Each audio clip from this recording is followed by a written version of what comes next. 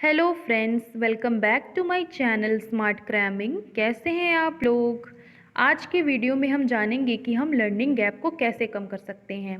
शिक्षक संकुल मीटिंग में यह प्रश्न आजकल हर जिलों में पूछा जा रहा है कि हम लर्निंग गैप को कैसे कम कर सकते हैं। साथ ही इस टॉपिक पर प्रेजेंटेशन देने को भी बोला जा रहा है। तो चलिए हम जान लेते हैं कि हम लर्निंग गैप को कैसे कम कर सकते हैं। उससे पहले अगर आप मेरे चैनल पर नए हैं तो प्लीज़ मेरे चैनल को सब्सक्राइब करें, मेरी वीडियोज़ को लाइक करें, शेयर करें।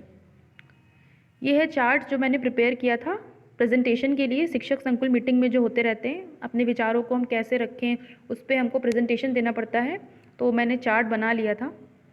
ये टॉपिक था कि लर्निंग गैप को कैसे कम करें। तो लर्निंग गैप को कैसे कम करें, इसको जानने के लिए हमें पहले पता होना चाहिए कि लर्निंग गैप होता क्या है। लर्निंग गैप वास्तविक अधिगम स्तर व कक्षा अनुरूप अपेक्षित अधिगम स्तर में जो अंतर होता है उसे ही लर्निंग गैप कहा जाता है। लर्निंग गैप जो है वो डिफरेंस है एक्सपेक्टेड आउटकम्स और एक्चुअल आउटकम्स का। ठीक है, तो ये हो गया लर्निंग गैप। अब हमें लर्निंग गैप कैसे कम करना है, बच्चों का पता कैसे करना है कि कौन से बच्चे वीक हैं, जिनमें लर्निंग गैप आ गया है। तो चलिए सबसे पहले हम स्टेप 1 में बच्चों का वास्तविक लर्निंग लेवल पता करेंगे कि बच्चे किस लेवल पे हैं। जैसे कि कोरोना की वजह से स्कूल बंद थे तो बच्चे सब कुछ भूल गए होंगे, सब कुछ नहीं तो थोड़ा बहुत उन्हें याद होगा, थोड़ी बहुत चीज़ें तो वो भूल गए होंगे। तो उसका हमें पता करना है कि बच्चों को क्या क्या याद है और वो क्या क्या भूल गए हैं।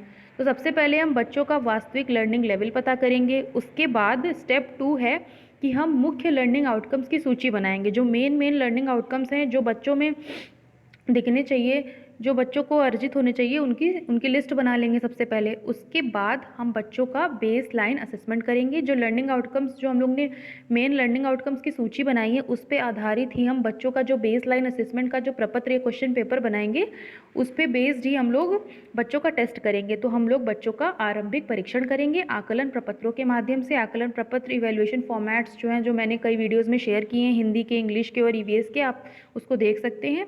उसके बाद हम लोग बच्चों की जो प्रगति हुई है बेस लाइन असेसमेंट करवाने के बाद, जब हम लोग उसको चेक करेंगे तो हमें पता चलेगा कि बच्चे किस लेवल पे हैं।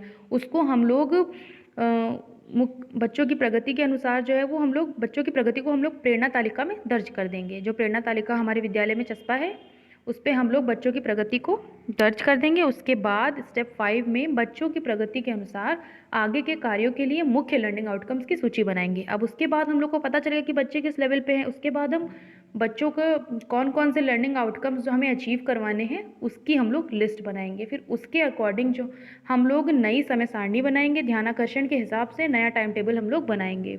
उसके अकॉर्डिंगली फिर हम लोग अपनी क्लासेस लेंगे बच्चों से। फिर उसके बाद स्टेप 7 में बच्चों को गतिविधियों के माध्यम से सिखाएंगे।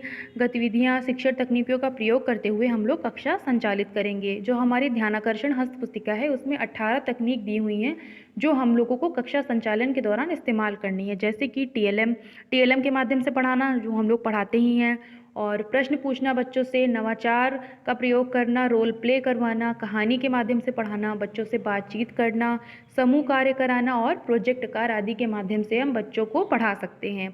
और जब हम लोग बच्चों को पढ़ा रहे होंगे तो हम लोग बैठक व्यवस्था पर विशेष ध्यान देंगे कि बच्चे कैसे बैठे हैं, हर एक बच्चा ध्यान दे रहा है पढ़ाई में कि नहीं, इस बात का हम विशेष ध्यान रखेंगे। फिर उसके बाद स्टेप 8 में हम लोग बच्चों के लर्निंग लेवल में सुधार जानने के लिए एंड लाइन असेसमेंट करेंगे। मतलब जब हम लोग बच्चों को पढ़ा देंगे, सारे लर्निंग आउटकम्स की जो हम लोग ने लिस्ट बनाई थी वो सब कुछ बच्चों को पढ़ा देंगे। उसके बाद हम लोग बच्चों का एंड लाइन असेसमेंट करेंगे कि बच्चे कुछ सीख पाए हैं कि नहीं। उसके बाद जो बच्चों में सुधार हुए हैं उसके बारे में हम अभिभावकों से चर्चा करेंगे, और एसएमसी की जो मीटिंग होती है उसमें भी बच्चों में जो सुधार हुए हैं उसके बारे में चर्चा करेंगे। इस तरीके से हम बच्चों में लर्निंग गैप को कम कर सकते हैं। ये सभी शिक्षकों को करना है। 1 मार्च से स्कूल खुलने के बाद हमें बच्चों में लर्निंग गैप का पता करना है, उसके बाद लर्निंग गैप को कम करना है। तो ये कंप्लीट हो गया आज का वीडियो। अगर आपको मेरा वीडियो अच्छा लगा हो तो प्लीज़ मेरे चैनल को सब्सक्राइब करें, मेरी वीडियोज़ को लाइक करें, शेयर करें। Thank you for watching my video. Have a good day.